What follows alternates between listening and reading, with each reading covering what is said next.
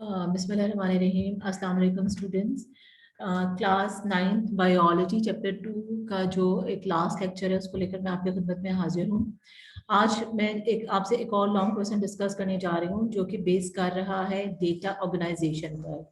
ये भी एक बड़ा सेट लॉन्ग क्वेश्चन है आपके पेपर का कि define data organisation and data analysis. अब डेटा को हम पहले डिस्कस कर चुके हैं कि जब हम step by step biological method को लेकर चलते हैं ना, तो उसके बाद जब फाइनली हमारे पास डाटा आ जाता है तो हमने उसको ऑर्गेनाइज करना है और हमने जो है वो उसको फॉर्मुलेट करना है प्रॉपर वे के अंदर, ताकि हम उसके अंदर अपने जो फाइनल रिजल्ट्स हैं उनको प्रेजेंट कर सकें। तो डेटा ऑर्गेनाइजेशन और डेटा एनालिसिस जो है ये बहुत इंपॉर्टेंट स्टेप्स हैं। ऑर्गेनाइज में तो आपने उसको अरेंज कर दिया, एनालिसिस में क्या किया आपने उसको फर्दर टेस्ट किया है।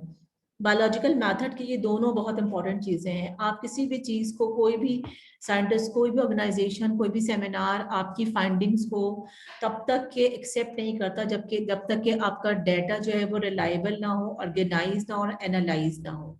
तो डाटा जो है इसको हम डिफाइन कर सकते हैं कि इंफॉर्मेशन जैसे कि नेम्स, डेट्स या values made from observation and experiment.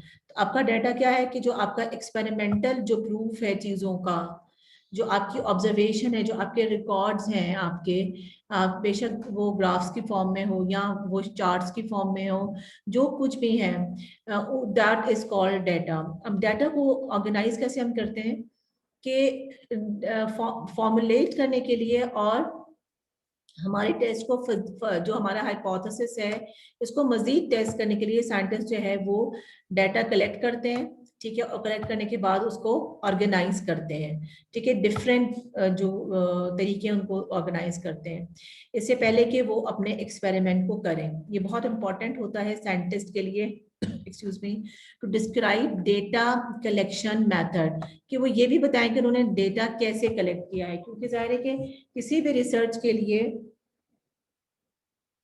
ये बहुत जरूरी है कि उसका जितना डेटा डाटा है वो ऑथेंटिक हो, रिलायबल हो। उसमें हमें ये भी बताया जाए कि वो कैसे कलेक्ट किया गया है डाटा। अब इससे क्या होता है कि हमारा जो क्वालिटी ऑफ एक्सपेरिमेंट है वो डायरेक्टली रिलेट करती है। अगर तो हमारा डाटा जो है वो वाकई रिलायबल है और बिल्कुल करेक्ट और ऑर्गेनाइज्ड है, तो उससे क्या होगा कि हमारे जो एक्सपेरिमेंटेशन है वो भी हमारी उन्हीं सॉलिड ग्राउंड्स पर बनेगी। अब डाटा को हम ऑर्गेनाइज करते हैं डिफरेंट फॉर्म में, लाइक ग्राफ्स की फॉर्म में, टेबल्स की फॉर्म में, फ्लो चार्ट्स की फॉर्म में, इवन मैप्स की फॉर्म में या डायग्राम्स की फॉर्म में। तो ऑर्गेनाइजेशन ऑफ डाटा का मतलब क्या है? इसका मतलब ये है कि आपने अपने जो भी डाटा है आपका, उसे आपने किस तरीके से ऑर्गेनाइज किया है, कैसे आपने उसको प्रेजेंट करना है। This is really very important, क्योंकि आप एक बायोलॉजिकल प्रॉब्लम को सॉल्व करने जा रहे हैं। उसके लिए आपका जो मेथड है वो बिल्कुल टेस्टिफाइड होना चाहिए। इसमें अगला स्टेप है एनालिसिस का। डेटा को एनालाइज किस तरीके से किया जाएगा। अब एनालिसिस जो है वो बहुत ज़्यादा ज़रूरी है ये देखने के लिए कि आपका जो हाइपोथेसिस है वो प्रूव भी होगा या डिसप्रूव होगा, कि आपका जो आपने हाइपोथेसिस है this is not something final. तो ये एक्सपेरिमेंट्स के जरिए से फर्दर प्रूफ या डिसप्रूव होगा। तो इसको कैसे किया जाता है कि हम स्टैटिस्टिकल मेथड जो है वो यूज करते हैं इसके लिए, जैसे कि रेशियो एंड प्रोपोर्शन का मेथड है। जब हम दो चीजों के दरमियान में कोई रिलेशन बता रहे होते हैं, जैसे कि हम कह देते हैं कि ए या बी है, तो इसको हम या तो क्वोशंट की फॉर्म में, यानी कि ए और बी की फॉर्म में प्रेजेंट कर सकते हैं। इसे हम कहते हैं ratio of one number to another number. Ratio जो है वो इस तरह से भी प्रेजेंट की जाती है कि आप डिवीजन का साइन लगा दें। रेशो को इस तरीके से भी प्रेजेंट किया जाता है, रेशो को इस तरह से भी प्रेजेंट किया जाता है। तो फॉर एग्जांपल अगर हम कहें कि जो ratio between 50 malarial patients and 150 normal patient is 130, 1:3, यानी हमने एक नंबर को दूसरे नंबर से डिवाइड कर लिया है। तो कैसे हमने अपने डेटा को एनालाइज किया है? Bye ratio. प्रोपोर्शन का मतलब ये है कि हमने ज्वाइन किया है दो इक्वल रेशियो को by sign of equality, like this. जैसे हम कहें कि ए रेशियो बी जो है is equal to C ratio D. अब ये एक प्रोपोर्शन है दो रेशियोज के दरमियान में। अब ये जो प्रोपोर्शन है इसको हम इस तरह से भी डबल रेशो आपको नजर आ रही है साथ में, इसको मैंने अब हाईलाइट किया है, इसकी फॉर्म में भी आप प्रेजेंट कर सकते हैं। जब 3 वैल्यूज जो है ना किसी भी प्रोपोर्शन में हमें पता होती हैं और हमें जो चौथी वैल्यू है उसे हम निकालना चाहे तो हम उसको इस फॉर्म में करते हैं। आई एम श्योर कि सर क्वेश्चंस आपने अपनी पिछली क्लासों में किए हैं और इनको समझना कुछ इतना मुश्किल नहीं है।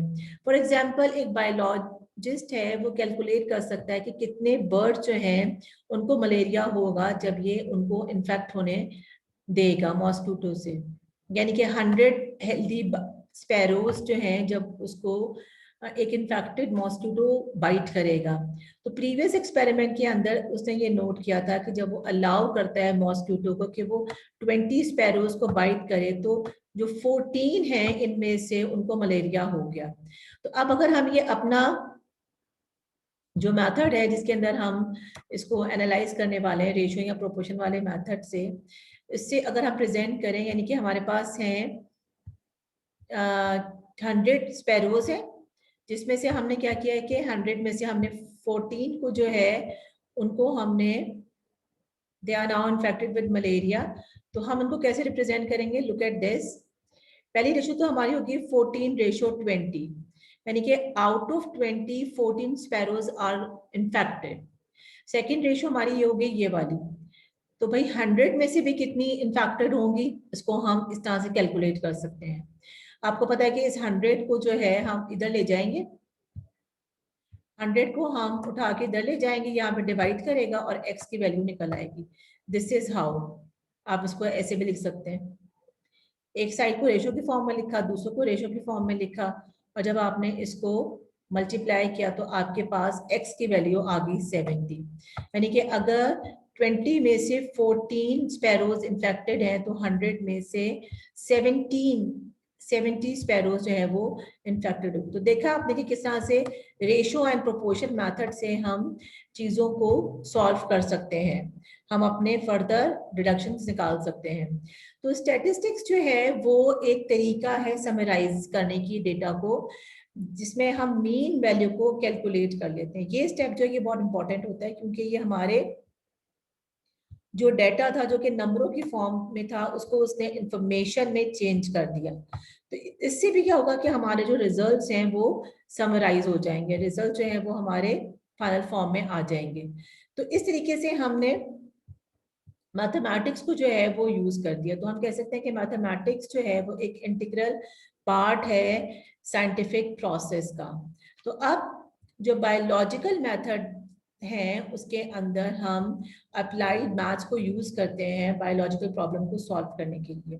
अब जो मेजर बायोलॉजिकल प्रॉब्लम है जिसके अंदर हम मैथ्स की नॉलेज को यूज कर सकते हैं, इसमें जीन फाइंडिंग हो गई, प्रोटीन स्ट्रक्चर हो गया, प्रोटीन प्रोटीन इंटरेक्शन हो गया, बायो इन्फॉर्मेटिक्स हो गया, जिसमें कि हम कंप्यूटेशनल और स्टैटिस्टिकल टेक्निक्स यूज कर रहे हैं एनालिसिस के लिए।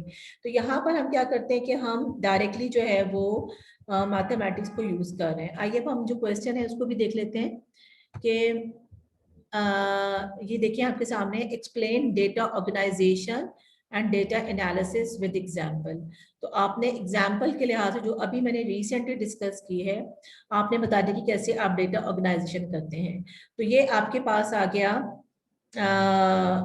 ये एक लॉन्ग क्वेश्चन, शॉर्ट क्वेश्चन में भी आ सकता है कि what different types of statistical method uses in data analysis. तो आई एम श्योर कि आपको जो है वो समझ में आ गया कि किस तरीके से हम ये लॉन्ग क्वेश्चन बहुत ही इजीली अटेम्प्ट कर सकते हैं। आपको पता है कि यहाँ पर आपको एक बहुत आसानी होती है कि लॉन्ग क्वेश्चन बिल्कुल आपके सामने मौजूद होते हैं जिनको आपने सिर्फ एड्रेस करना होता है।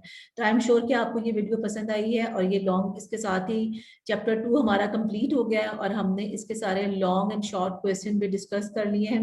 You can watch my previous videos as well. अगर आप नए हैं मेरे चैनल पे तो मैं आपसे रिक्वेस्ट करूंगी कि प्लीज आप मेरे चैनल को सब्सक्राइब करें and I need your sincere comments, और प्लीज इस वीडियो को दूसरों के साथ शेयर और लाइक भी करें। Thank you very much, stay blessed and please stay alert to my channel. Thank you and Allah Hafiz.